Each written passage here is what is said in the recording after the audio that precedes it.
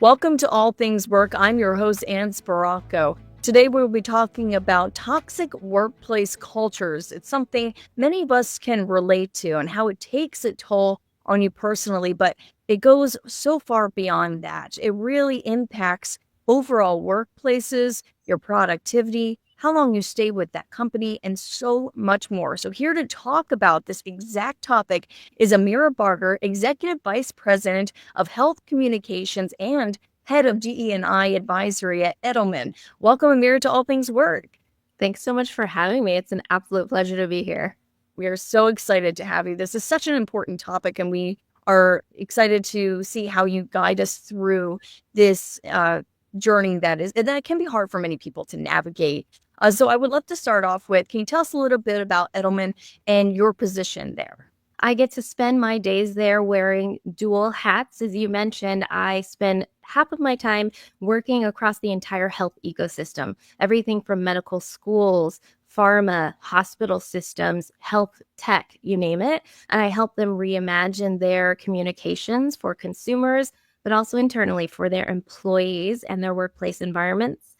The other 50% of my time is I lead our global DEI advisory, and that's working across any and every sector, not just healthcare, but helping everyone from cars to makeup to higher ed reimagine their environments for their employees, but also for their consumers and those who need the products and the services that they offer in the world. That's wonderful. So, you talked about how your work focuses on the nexus of inclusion and diversity, as Sherm likes to say, and employee engagement. So how did it evolve into the focus of your role there? I came to a communications structure very specifically, and a lot of people ask me about my why. Why am I dual practitioner in strategic health communications and diversity, equity, and inclusion, or I&D, as Sherm says? And it's only confusing if you don't understand my background. So all behavior is communication, and all communication is about influencing behaviors. And I truly believe that what people will do at any given moment in time is determined by how they understand and see the world. And how they understand and see the world is determined by the stories that we tell, what we communicate.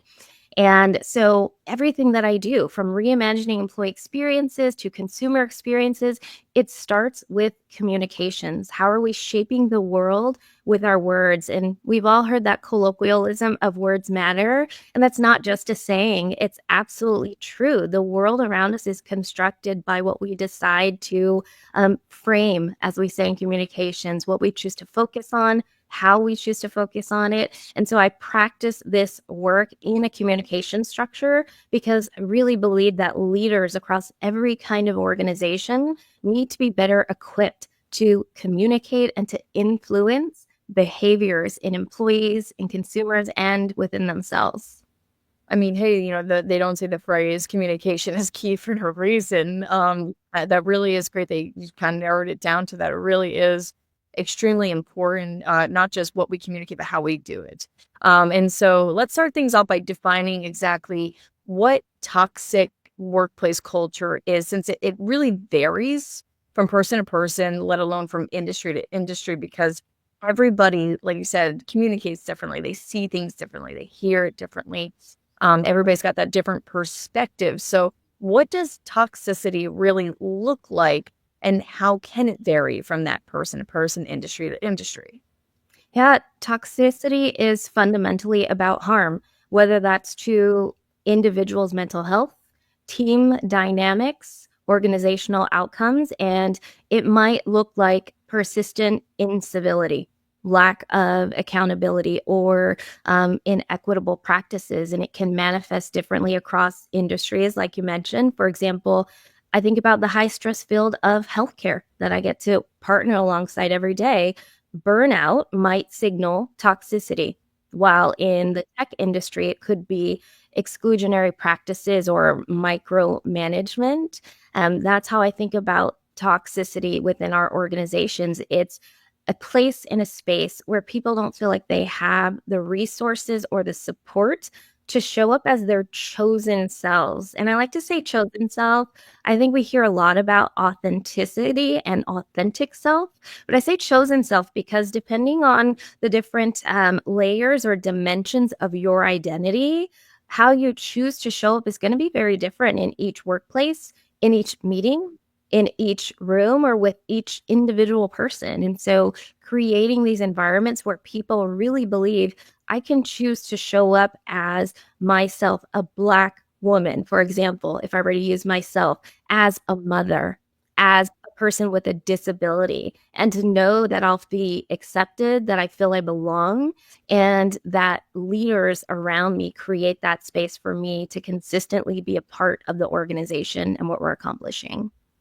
And it must be pretty hard for leaders to, without the right tools and right thought process, to really identify a toxic workplace culture, because maybe the person who might be adding, not even just the only reason it's toxic, because it's not always just one person, but somebody who might be adding it or allowing it to happen. It might be hard for them to even identify it themselves, right? Oh, absolutely. And, part of that is capacity building in my mind is you have to give leaders and individuals the tools to understand. And I'm glad you started the conversation with a question around definitions. In the world of communications, every client engagement, every workshop, we start with defining terms. What does inclusion even mean? What does diversity mean? What does toxicity look like? So that people know how to identify them, and that's capacity building. You have to give people those tools so that they can show up better. Because when they know better, they'll do better. But you have to impart that knowledge and that skill set.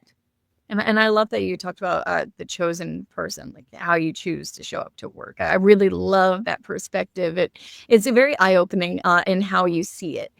So we talked about how this type of certain types of toxicity, or many, if not all, can really take a toll on your mental health and Mm-hmm. overall well-being. And the SHRM Global Culture Report, which we will actually link to that in this description of this episode, found workers who say their mental health is harmed at work report a 37% increase in absenteeism, 18% reduction in productivity, and a 60% increase in work errors. Now, that those numbers, obviously vary a little bit, but they show a problem is persisting when it comes to that domino effect, that toxic workplace culture taking a toll on your mental health, therefore takes a toll on the work itself, therefore takes a toll on the broader organization. Mm-hmm.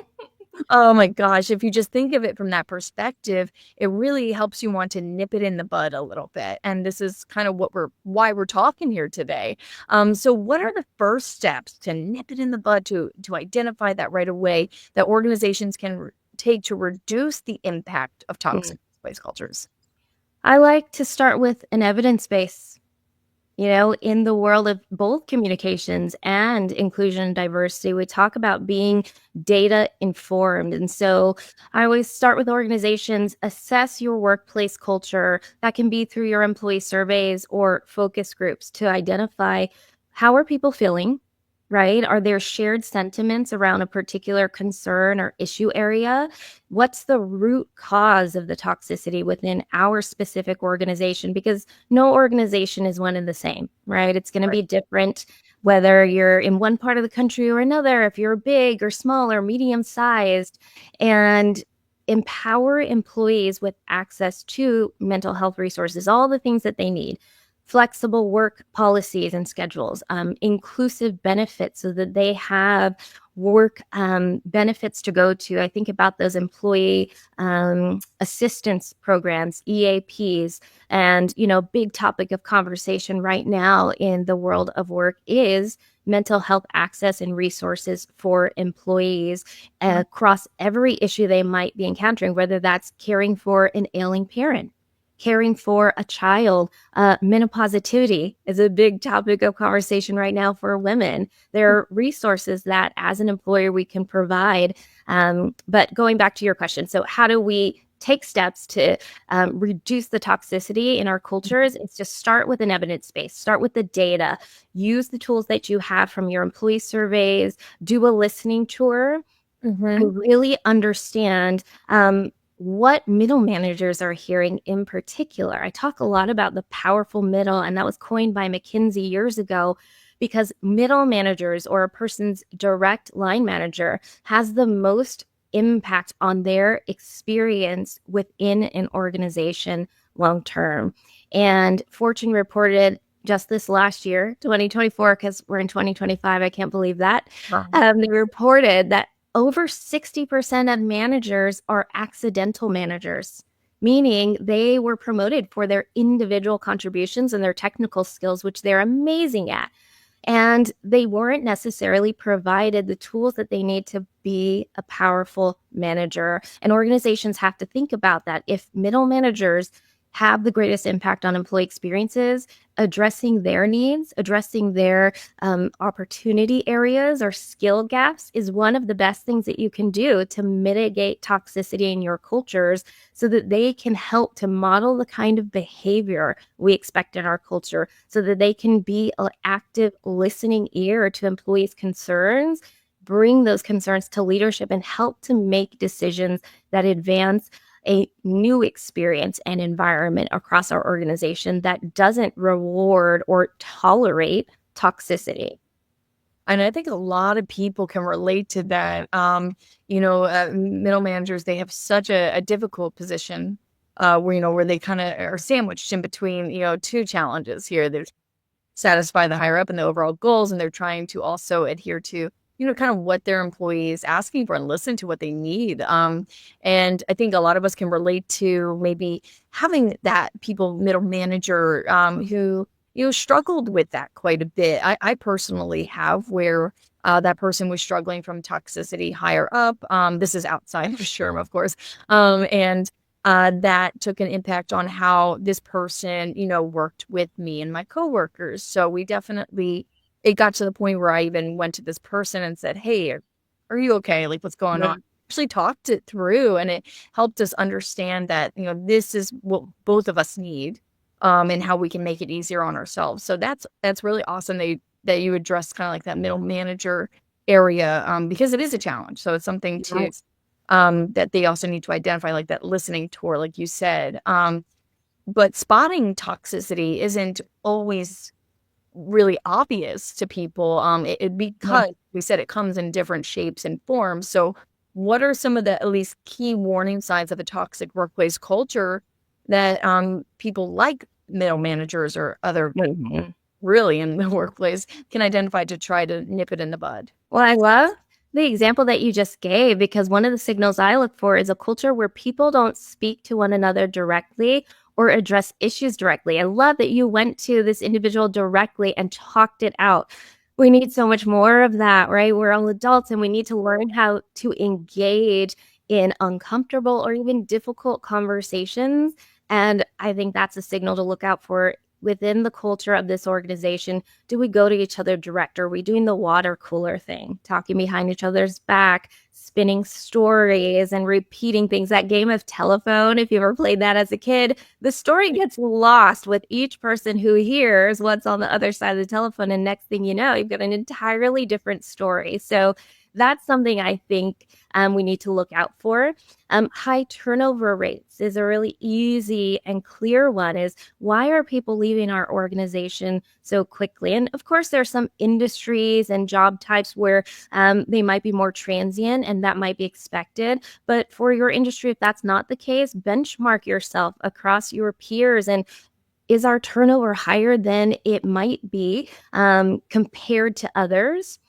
Increased absenteeism. I know that was also in the SHRM report. That's something to think about. And absenteeism can be, even showing up late as a form of absenteeism or, scooting out early. I think, what do they call it right now? There's an article I was reading about coffee break culture, something like that. So that's something to watch out for. We're taking more coffee breaks because, we want to be absent from what's happening in the four walls of our workplace. Yeah. Low morale. When you notice a person is a little off or maybe not as vocal as they once were, I always tell people when your employees bring their concerns to you, that's a good thing. It's when they go quiet that I get concerned. I want to know a person cares and values this place enough to critique us, to ask questions, to bring their concerns to managers and to leaders. It's when they go quiet that I get concerned. And that's something to really look out for. Clicks, I mentioned that around the sort of water cooler culture. That's something to look out for. And even exclusionary behavior, whether it's people excluding others or even excluding and removing themselves from things they used to be engaged in, that's something to look out for. They might be either experiencing the toxicity, and so that's a signal of they're not as engaged, or they may be perpetuating it. So I think those are some of the things that managers have the power to look out for because they're closest to the employees day to day and really have the opportunity to see those kinds of behaviors show up and flag them early and often. I love that you're talking about like leading with, the type of behavior that you want to see in your organization. And it's hard to remind yourself every day, but it's really important. And one thing our president and CEO, Johnny C. Taylor Jr., always says is exercise your empathy muscle. I know I brought this up in probably previous recordings, so my team's probably saying she's repetitive, but it's true. And it's something he really instills at SHRM, because the SHRM Global Culture Report found empathy as one of the main drivers of workplace culture, which is pretty positive. Again, we're linked in that report.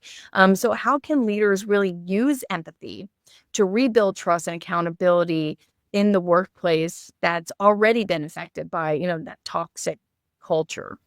It's so good to think about it as a muscle because a muscle is something you have to strengthen over time with practice and with consistency, or it will atrophy. So it's a good call out. And empathy isn't about lowering expectations. I think some people often couch it that way. It's Mhm. about meeting people where they are. And leaders should prioritize listening actively without judgment. I think there's a trend right now. The kids are saying we listen and we don't judge. I've seen a Oh, lot of those videos. that. We listen and we don't judge. So active listening to Mhm. really hear and understand a person's experience is Right. really important. And when trust is broken, transparency about the actions you're taking as a leader, as a full leadership team, have to be taken to rebuild the trust. That's so crucial to say, here's what happened, here's how it harmed and impacted people, here's what we've learned, and here are the very specific actions we're taking and who's accountable for them. People want to see the actions. They also want to know who's going to be accountable, who's the leader that's going to make sure this gets done. And that ties to empathy. Empathy and accountability are two twins that have to go together, right? And set clear expectations while showing understanding of the challenges that employees are facing across an organization. Mm-hmm. Yeah, I love the accountability part. It's one of our, core principles here at SHRM, is, excellence and accountability. That's like one of the, many pillars that we have. And I think it's actually can be very challenging for someone to kind of own up to that, and take accountability, take the responsibility, in order for there to be effective change. Um, Mhm. it's really hard to get people to look within themselves a little bit, is it?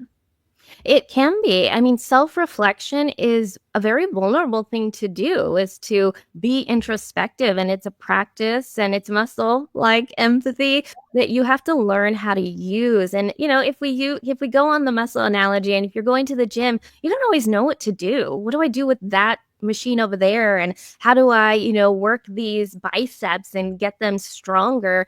You need a guide and you need help, and whether that's a formal coach, a mentor, a peer, or your manager, you need someone to help guide you. And it's a muscle that you have to work to get more comfortable with seeing your opportunity areas. You talked about, some of the initiatives, that you can take, like you talked about like mentorship. I loved that a little bit. And you talked about measuring, employee feedback. So how do you go about measuring the success of such initiatives to address, this problem? There's so many different ways. It can be qualitative and quantitative, right? From employee engagement scores, retention rates changing, pulse survey results. Those are all really valuable. But I think an example could be, let's say that an organization implements a new initiative to reduce burnout by offering flexible work schedules and maybe even enhance mental health resources. They could measure the success of that by comparing those employee engagement scores before and after the rollout of those flexible schedules, right? How have people's satisfaction increase? How did their productivity increase? How did their engagement across things like employee resource groups Mhm. increase over time? You can monitor those retention rates now that people have flexibility or access to mental health resources or a wellness app. Has that increased the amount of time people are staying with our organization, and has it reduced that turnover? That's definitely a way. I also think about just the day-to-day check-ins that managers can do. How are you feeling about the wellness app? Did you use it? Is it accessible? Do you have questions?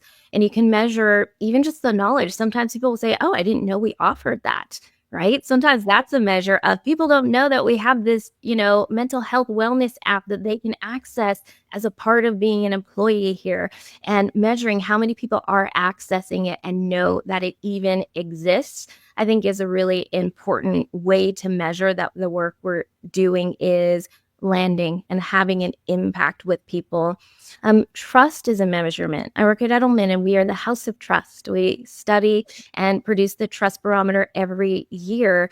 And one of the key questions I think to ask always is, do you trust leadership to prioritize your well-being? And that can be a one-off anecdotal question from a manager. It can be included formally in your employee surveys. And that can tell you a lot about where people stand on the levels of trust within the organization, and some follow-up questions on how do we increase the level of trust in our leadership. You've talked a lot on how communication is just so important, and it comes at a vital point when change is necessary for an organization or a company. Change is uneasy for everybody. It's life. We have to admit it, but not everybody and most of everybody doesn't really like it because it makes us uncomfortable and it can create a tense atmosphere if it's not addressed correctly, especially through intellectual communication and honesty, as Johnny would always say. So, how can organizations approach the need for change in a way that minimizes that negative impact on employees? Begin with transparency. Outline the why behind the change. What's changing and why? Are we merging? Why? Are we moving buildings? Why? Are we getting a new CEO? But why? What's the context? Oftentimes, I think as leadership teams, we announce things, but we forget to give the context for how did we come to this decision. So, explaining how does this change align with our organization's goals and with your day to day role as an employee? And good change management, I just think about the 5 key questions that we always ask. The first is, what is changing and why now? And you need to clearly articulate the driving factors behind change and its urgency. The second question would be, who's impacted and how specifically, so that your teams and your individual employees know what to expect. The third question is, what does success look like? Clearly define, with this change coming, here are the new goals, and this is how we're going to measure progress. The fourth question is, how will we communicate and support employees during this change? They need to know the answer to that question. Who do they go to with questions? Will their manager receive updates, and how often? And the last question, what are the potential risks and how can we mitigate them? The risk of not changing if this doesn't happen, so that employees know and understand the validity and the urgency of why this change needs to happen, that there's a risk to our business, there's a risk to your role if this change doesn't come and doesn't happen. I would love to wrap up with this. You mentioned how incivility is, a big contributor to toxic workplace cultures. As many might know, SHRM has the civility campaign where we measured incivility in workplaces through our civility index research. We came out with it quarterly all throughout 2024. We're continuing into 2025. We also have a link to that for anybody who wishes to view it. And what we learned, and it's really fascinating, especially in the fourth quarter, we actually hit a record high of nearly 223 million acts of incivility every single day in everyday life. Wow. That's the biggest number we have on record. So clearly we're seeing this tension rising. And the research found, I'm just going to run through a couple of numbers if that's okay. 45% of US workers believe incivility will actually worsen in 2020. From the trend, what we're seeing, it makes sense. And 25% of workers say they will actually leave their jobs because they anticipate that incivility to get worse. Now, incivility can look like a lot of different things to a lot of different people, just like toxic workplace cultures. Do you have any recommendations for proactive measurements organizations can take to create that culture of respect and reduce that incivility? You know, I often go back to this concept of capacity building. I think in a lot of organizations, we focus on training and learning and development. I talk about capacity building because it's markedly different. Capacity building assumes, unlike training, that you meet people where they are. That's more investment and it takes more time, but it's more impactful. So I bring that up to say having difficult conversations, which is often what leads to disrespectful or incivil behavior, is that we don't know how to converse. And communication skills have to be learned and they have to be modeled. And so to assume that people know how to show up in our workplaces with all that's happening in the world, because the personal, the professional, the political, they bleed together, whether or not we like it. Because we are whole humans, we are not just working humans, and we bring what happens on the outside in. And so being able to mitigate what's happening within us emotionally, what we're thinking, and then how that influences what we're doing, that's a skill. Difficult conversations, emotional intelligence, and EQ, those are skills that we shouldn't assume people show up with, whether you're a manager or an individual contributor. We have to capacity build in our workplaces people's ability to behave civilly. All right. A big thank you, Amira Barger, for joining us and sharing your experience and your expertise here on All Things Work. We were so excited to have you on. Thank you. It's been a pleasure. All right, that's going to do it for this week's episode of All Things Work. We have content each week coming out with all of our research and a newsletter on these major but so important topics. And don't forget to follow us on social media, like, share, even comment. We want to hear your thoughts on these topics. That's it for us this week. We'll see you next time.